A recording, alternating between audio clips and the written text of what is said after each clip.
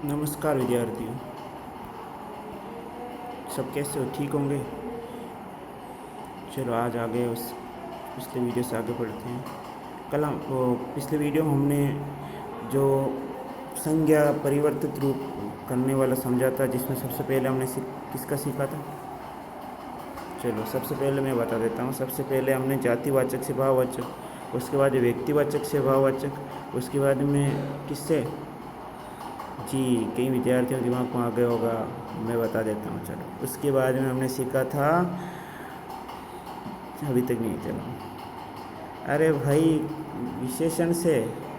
उसके बाद में किससे सीखा था हमने?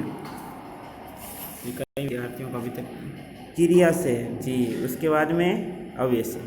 तो आज हम उससे आगे वाले सीखेंगे। जो अव्यय वाला लास्ट वाला आपको पेज दिखाई दे रहा होगा, चलो मैं बता देता हूँ आपको किससे सीखा था पहले, सबसे पहले से अब अभी तक का।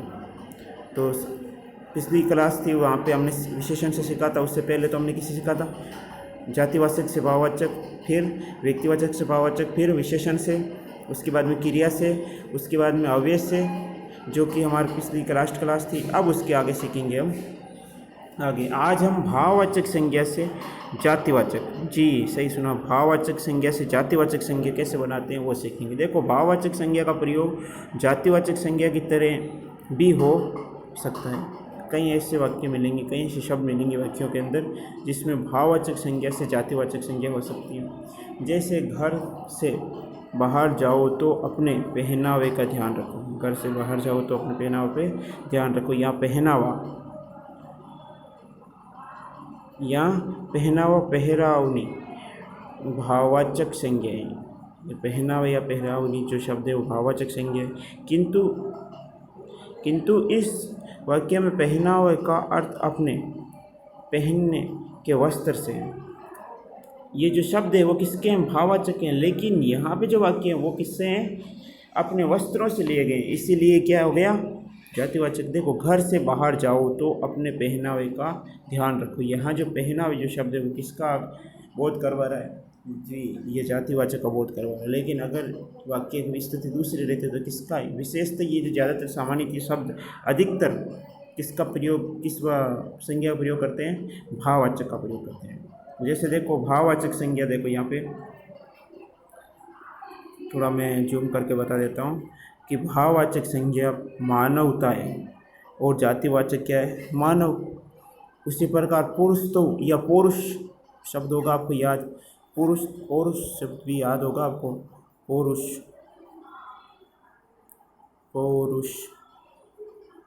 क्या शब्द था? पौरुष। तो उसका भी क्या बनता? पुरुष बनता। उसका भी पुरुष ही बनता। उसी प्रकार देखो, भाववाचक संज्ञा से जातिवाचक में कौन सा? स्त्रीत्व का क्या होगा? स्त्री।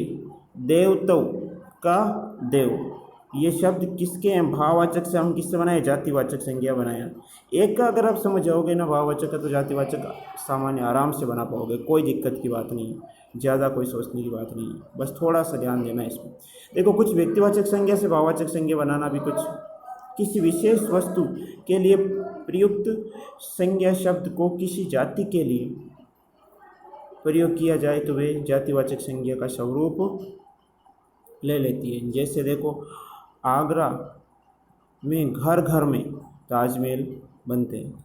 आगरा में घर घर में ताजमहल बनते हैं। यहाँ जो ताजमहल का आशय ताजमहल की अनुकृतियों से, ऐसा नहीं कि ताजमहल हर एक के घर में बना हुआ है, बस जो ताजमहल शब्द की जो पीछे का जो रहस्य है, उसकी जो बनावट और उसकी जो उसका आशय है, आशय बोल रहा हूँ किसी को, आशय की जो आशय है ना, इसका चलो किसी को श्रवण में तो समझ लें, तो वो ये इस वाक्य का महत्वपूर्ण कार्य बता रहा है, महत्वपूर्ण अर्थ बता रहा है कि आगरा में घर घर में ताजमहल इसमें इतना बड़ा सा नहीं, लेकिन उनकी जो भावनात्मक बात है वो घर घर में मिलेगी।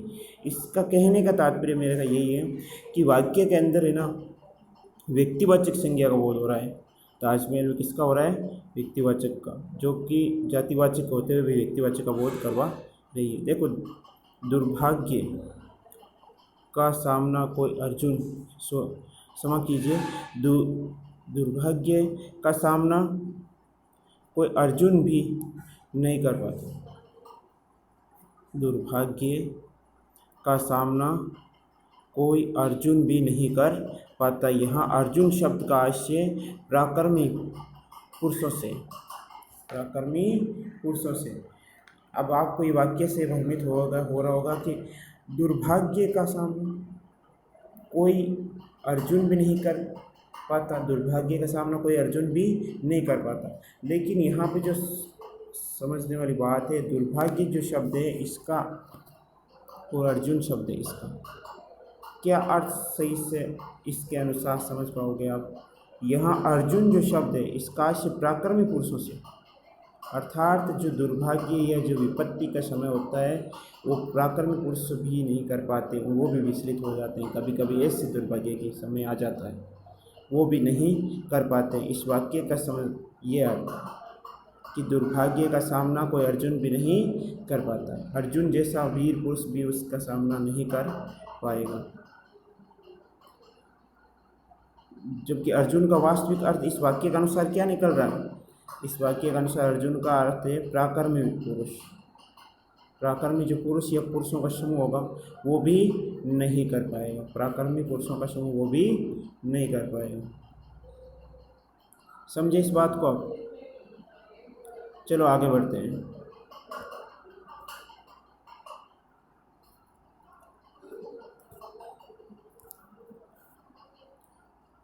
जी यहाँ पे देखिए, अब यह जातिवाचक संज्ञा से व्यक्तिवाचक संज्ञा बनाना, जातिवाचक से व्यक्तिवाचक, जातिवाचक से क्या बनाना है, व्यक्तिवाचक।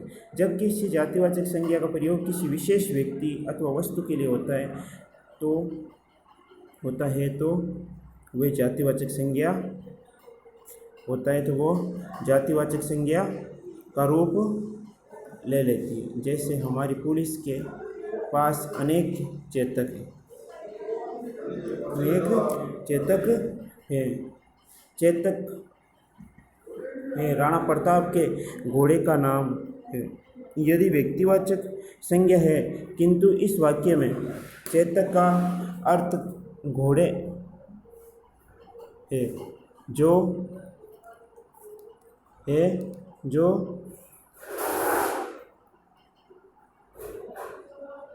जातिवाचक संज्ञा है। इस तरह व्यक्तिवाचक संज्ञा का प्रयोग जातिवाचक संज्ञा के रूप में हुआ है। समझ गए ना आप। इन तीन प्रकार की संज्ञाओं के अतिरिक्त अंग्रेजी भाषा के अनुकरण पर संज्ञा के निम्नलिखित भेद माने जाते हैं। वो कौन कौन से हैं, बस इतना समझ लें आप। देखो, सबसे पहले समूहवाचक और दूसरा है द्विवाचक। इनका हम समझेंगे बाद में, मैं आपको समझाऊंगा। अभी तो बस ये समझे कि जो यहाँ पे चेतक जो शब्द वो किसका बोध करवा रहा है, घोड़े का बोध करवा रहा है। और यहाँ पुलिस के जो यहाँ हम वाक्य में क्या है, हमारी पुलिस के पास अनेक चेतक हैं, तो यहाँ चेतक किसका बोध करवा रहा है, घोड़े का बोध करवा रहा है। एक बार हम वापस रिपीट मारते हैं। देखो, अवयव से बनाना हमने सीखा था, निकट, दूर का दूरी, समीप का समीपी या समीपता, शाबाश का शाबाश, शिवावा का भागिरी। उसी प्रकार मानवता शब्द से मानव, पुरुषत्व से पुरुष, स्त्रीत्व से स्त्री, देवत्व से देव।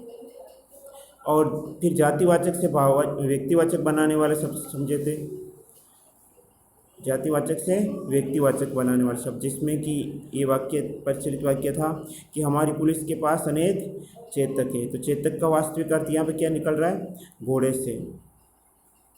तो इस प्रकार हमने भाववाचक संज्ञाएं बनाना सीखा था, और बाद में अंत में हमने दो में व्यक्तिवाचक से जातिवाचक और जातिवाचक से व्यक्तिवाचक बनाना सीखा था।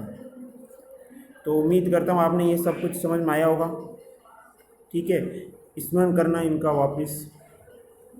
और जब क्वेश्चन होंगे इस वीडियो बाद में कुछ क्वेश्चन बनाने आपको, वो कौन कौन से क्वेश्चन होंगे। एक तो देखिए कि व्यक्तिवाचक से जातिवाचक बनाने वाले शब्द, इन जो भी चारों पांचों प्रकार के थे ना हमारे, यहाँ तक 6 प्रकार 7 प्रकार से, इनके परिवर्तित रूप के कुछ शब्द लिखने हैं।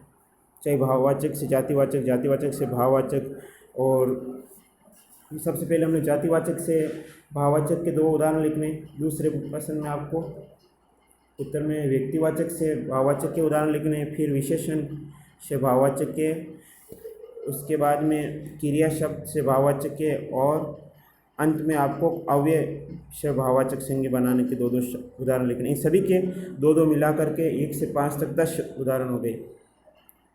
तो 10 उदाहरण आपको इनमें से ही कोई छांट के करने, अगर इससे अलावा आता है तो आप वो भी लिख सकते हो।